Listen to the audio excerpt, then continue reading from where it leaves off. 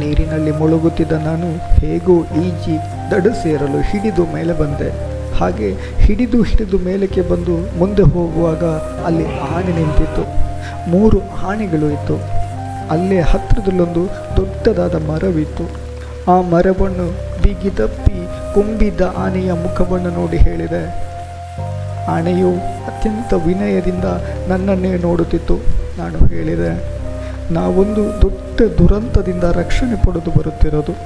ನಿನಗೆ ಒಳ್ಳೆಯ ಮನಸ್ಸಿದ್ದರೆ ಯಾರಾದರೂ ಬಂದು ನಮ್ಮನ್ನು ರಕ್ಷಿಸಲಿ, ನಮಗೇನು ನೀನು ತೊಂದರೆ ಕೊಡಬೇಡ ಎಂದು ಹೇಳಿದಾಗ ಆನೆಯು ನನ್ನನ್ನೇ ನೋಡುತ್ತಿತ್ತು. ಅದರ 2 ಕಣ್ಣುಗಳಲ್ಲಿ ನೀರು ಬರುತ್ತಿತ್ತು. ಆ ಮರದ ಕೆಳಗೆಯೇ ನಾನು ಮತ್ತು ಮಗು ಮಲಗಿದೆವು.